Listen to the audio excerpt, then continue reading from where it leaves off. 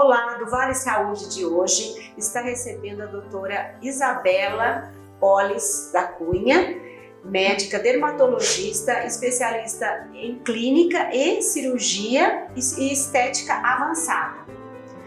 Hoje nós vamos falar de um assunto extremamente importante, que é a questão do câncer de pele. Nós temos uma estimativa do INCA que entre 2024 e 2025 serão diagnosticados mais de 700 mil casos de câncer de pele. Estamos vendo que isso está aumentando gradativamente. É importante que vocês fiquem atentos a todo e qualquer sinais na pele. E hoje a doutora Isabela vai estar nos esclarecendo tudo sobre o câncer de pele. Doutora, muito obrigada por ter aceito o nosso convite e pelo Grupo IVM estar nos recebendo aqui. Olá, Beth. Eu que agradeço pelo convite. Muito obrigada e prazer em conhecê-la. Doutora, vamos começar falando os tipos de câncer de pele. Nós sabemos que existem vários, mas os mais comuns, que são 3. Eu gostaria que você falasse um pouquinho de cada um, explicasse um pouquinho para o pessoal. Tá, então eu vou resumir os 3 tipos de câncer que são mais comuns e os que aparecem também pra gente no consultório. Tá. O primeiro, ele chama carcinoma basocelular. Ele é o tipo de câncer mais comum que tem no mundo, de pele, né? Ele cresce bem lentamente, bem devagarzinho e raramente ele se espalha para outras partes do corpo. Ele aparece normalmente como uma manchinha ou até uma elevação de pele que parece uma espinha, pelo lado, um pouquinho brilhante, sabe? E ele não cicatriza. O local mais comum de surgimento do carcinoma basocelular é a face, e o local da face mais comum é o nariz. Então tem que prestar bastante atenção com o nariz. Qualquer bolinha que estiver surgindo, prestar atenção se vai cicatrizar em 20, Sim, e ele sangra também? Dificilmente sangra, a não ser que já tenha um crescimento mais elevado e esteja mais infiltrado assim na pele. E talvez o rosto, face, né? Porque é o lugar que está mais exposto, né? Sim, por mais que ele cresça lentamente, se não for tratado, ele vai evoluindo, pode deixar uma falha anatômica, né, onde ele está crescendo. Então é importante ser retirado precocemente. Tá. O segundo tipo mais comum, ele chama carcinoma espinocelular. Ele é um pouco mais grave que o primeiro. Ele cresce mais rapidamente, tanto na extensão quanto na profundidade. E quando ele cresce em profundidade, ele pode atingir algumas estruturas ali, como inervação, vasos linfáticos, tendões. Por exemplo, quando ele atinge a inervação, ele pode começar a doer. Então, isso se não for tratado a tempo, né? Sim. E ele pode espalhar para outros locais do corpo. Raro, mas pode acontecer. E ele aparece como na pele? Ele aparece como uma manchinha vermelha. E aí, na superfície dessa manchinha tem uma casquinha. Normalmente é assim. Tem outros tipos de surgimento, mas Sim, o que mais predomina é esse surgimento desse jeito. Sempre uma manchinha vermelha e em cima dessa manchinha tem uma casquinha e que também não cicatriza. Você passa creme, passa alguma pomadinha e aí ela continua lá. E aparece em qualquer parte também do corpo? Tem algum local que é mais comum o aparecimento? Sim. O espinocelular ele é muito comum nas áreas fotoexpostas, que ficam recebendo exposição solar de forma crônica. Então, ele é comum na face, na região de couro cabeludo e na região de membros superiores, aqui antebraços e dorso das mãos. São os locais mais comuns de surgimento dele. E o terceiro? O terceiro é o melanoma. É um câncer grave. Ele é originado nas células que produzem pigmento da pele. Mesmo ele sendo uma lesão bem pequena na pele, ele já pode se espalhar rapidamente para o restante do corpo e pegar alguns órgãos. Por exemplo, linfonodos, cérebro, pulmão.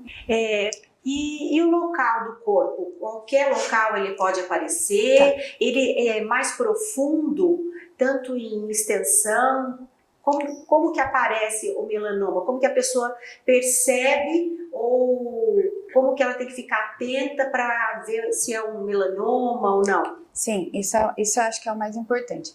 Então, o paciente, ele precisa prestar atenção em qualquer manchinha, né, seja ela plana ou até elevada, né, com uma pinta mais elevada, acastanhada, seja ela nova, que é o mais comum de surgimento de melanoma, e também prestar atenção nas pintas antigas. E aí ela precisa verificar se está mudando de cor, ela é uma pinta acastanhada, aí tem castanho claro, castanho escuro, tem se preto. ela tem um crescimento rápido também, Isso, né? De repente... Se começa a mudar o formato da lesão, um lado está diferente do outro, se começa a ter um crescimento, um mês está de um jeito, no outro mês já... Crescimento mais rápido. Crescimento mais rápido. Isso é importante eles prestarem atenção. O local mais comum do melanoma, ele pode surgir em qualquer parte do corpo. Mas o local mais comum nas mulheres, isso é muito importante para o paciente prestar atenção, é nos membros inferiores, coxas e pernas. E no homem, é no tronco, que compreende as costas e a região anterior do tórax. Com relação às áreas expostas, a gente sabe que isso aí faz parte dos fatores de risco. E eu gostaria que você falasse um pouquinho pra gente dos fatores de risco. Eu vou resumir os fatores de risco que compreende todos. Tá.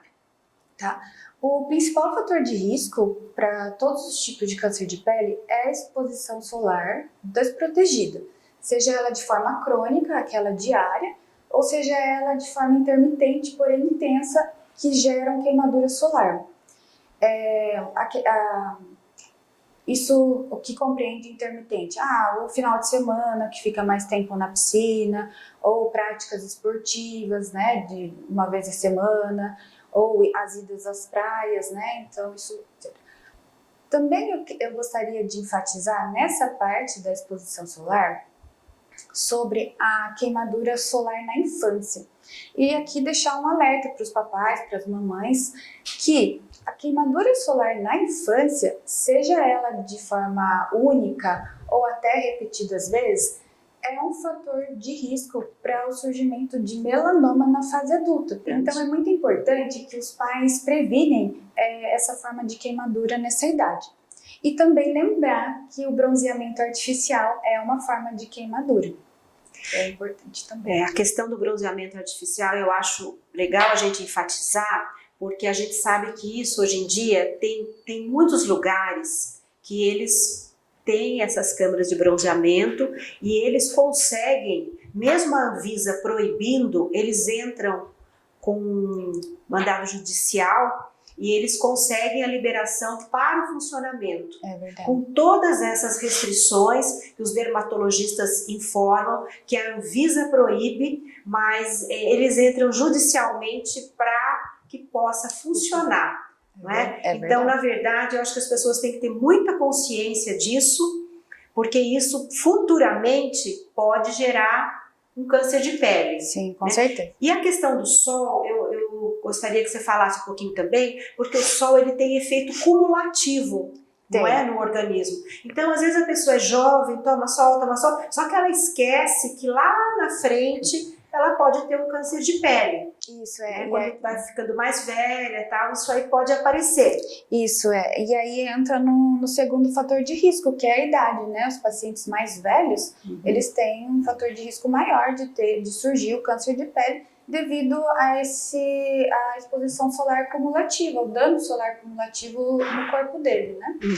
Também as pessoas que têm pele clara, olhos claros, cabelos claros, também é um fator de risco para o surgimento do câncer de pele, porque eles têm a proteção natural do corpo menor, né?